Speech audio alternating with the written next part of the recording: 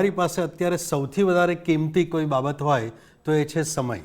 એટલે મોબાઈલ આપણા માટે છે, મોબાઈલ માટે આપણે નથી બન્યા. આ વાત ખાસ સમજવાની છે કે મોબાઈલ આપણી પર રાજ કરે, સ્ક્રીન આપણને કંટ્રોલ કરે, એવું ના થવા દો.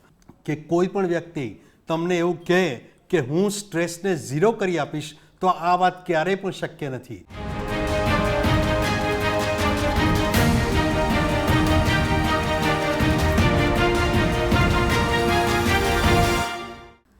શાસ્ત્રોમાં કહેવાયું છે, ગુરુ બિન જ્ઞાન અધૂરા, ગુરુ બિન ન મીટે કોઈ ભેદ, ફિર ચાહે પઢ લો ચારો વેદ.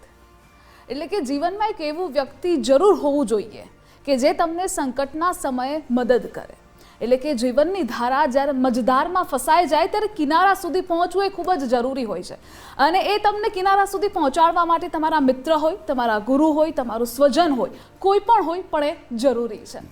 આવા જ એક સલાહકાર મોટિવેશનલ મોર્નિંગમાં આપણી સાથે સિનિયર સાયકોલોજિસ્ટ અને કોલમિસ્ટ ડૉક્ટર પ્રશાંત ભીમાણી જોડાઈ ગયા છે. પ્રશાંતભાઈ, ગુજરાત ફર્સ્ટમાં આપનું સ્વાગત છે.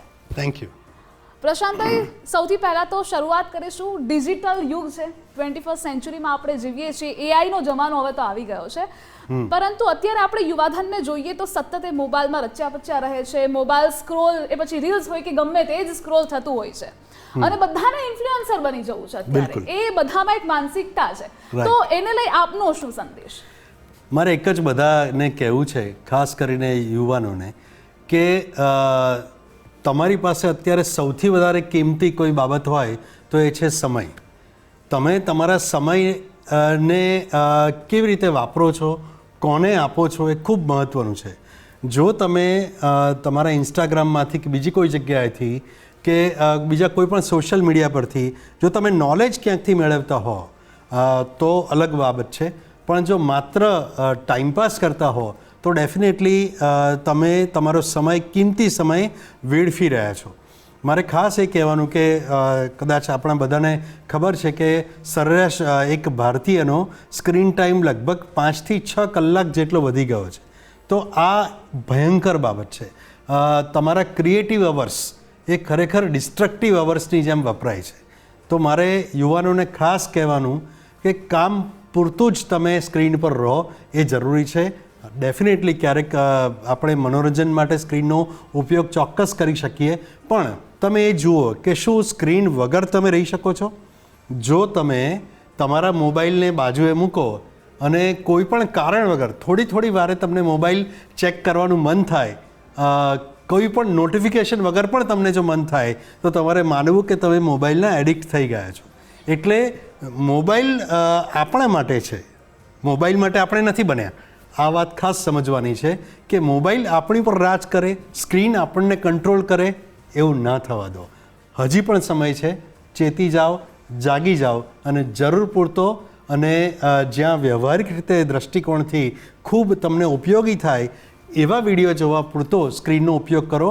અથવા તો કોઈ બીજી ફાઇનાન્શિયલ ટ્રાન્ઝેક્શન માટે અથવા એજ્યુકેશન માટે તમે સ્ક્રીનનો ઉપયોગ કરો, કમ્યુનિકેશન માટે જે જરૂરી છે એના માટે કરો તો વધારે સારું. જી, એટલે જે રીતે પ્રશાંતભાઈએ યુવાધનને સલાહ આપી કે જેટલું જરૂરી છે એટલો જ આપણે સ્ક્રીનનો ઉપયોગ કરવો જોઈએ, તો એ આશીર્વાદરૂપ બની રહેશે. આગળ જો આપણે વાત કરીએ પ્રશાંતભાઈ, તો સ્ટ્રેસ એ અત્યારે સૌથી વધારે જોવા મળે છે દરેક, એ પછી ઓફિસ હોય, ઘર હોય કે ગમે ત્યાં. એટલે અત્યારે એક ભાવના દરેક લોકોમાં કેળવવી ખૂબ જ જરૂરી બની જાય છે. પરંતુ એ ભાવના કેવી હોવી જોઈએ અને કઈ ભાવના કેળવવી જોઈએ આપણે, એ ભાવના વિશે?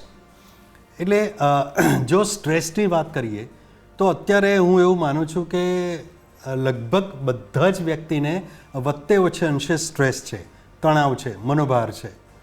હવે આ હું કાયમ કહું છું તે પ્રમાણે સ્ટ્રેસ 2 પ્રકારના હોય છે. એક છે એ હળવું સ્ટ્રેસ, જેને સારું સ્ટ્રેસ કહેવાય, એટલે કે યુ સ્ટ્રેસ કહેવાય. અને બીજું છે ખરાબ સ્ટ્રેસ, કે જે નકારાત્મક પ્રકારનું છે, એને ડિસ્ટ્રેસ કહેવાય. આ 2 કેવી રીતે ઓળખવા? તો હું તમને સિમ્પલ એક્ઝામ્પલ આપું કે જો તમારે પરીક્ષા આવે છે અને તૈયારી કરવા માટે થોડું મનમાં સહેજ ઉચાટ રહે છે, હળવો ઉચાટ રહે છે, તો એ યુ સ્ટ્રેસ કહેવાય, કે જેનાથી તમને એક ફ્યુએલિંગ થાય છે, તમારામાં તમને એક જોશ મળે છે, તમને કામ કરવાનો એક ધક્કો મળે છે.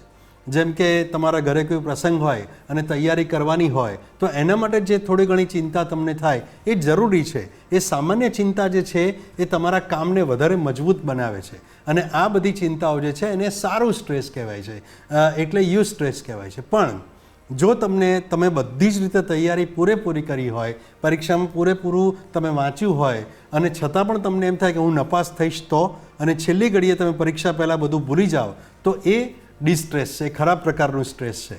તમારા ઘરે લોકો આવવાના છે, તમને એવું થાય કે મેં રસોઈ બનાવી છે અને કોઈને નહીં ભાવે અને કોઈ મારી ટીકા કરશે તો પછી મારું સમાજમાં કેવું લાગશે, જો આવો વિચાર આવતો હોય તો એ ડિસ્ટ્રેસ છે. જો તમે કોઈની પ્રત્યે કોઈ લાગણીથી વાત કરી અને સામેવાળી વ્યક્તિ પાસે પણ એ જ લાગણીથી તમે અપેક્ષા રાખી અને એવું થયું નહીં તો તમને જે કંઈ પણ ચિંતા થઈ તો એ ડિસ્ટ્રેસ છે. તમે જેની ઈચ્છા કરી છે એ પ્રમાણેનું તમારું ફ્યુચર જે છે એ ડેવલપ ન થતું હોય અને તમને એમ થાય કે હું તો નિષ્ફળ છું સાવ, તો એ ડિસ્ટ્રેસ છે. એટલે તણાવ જે છે એ દરેક વ્યક્તિને વત્તે ઓછે અંશે અસર કરે છે.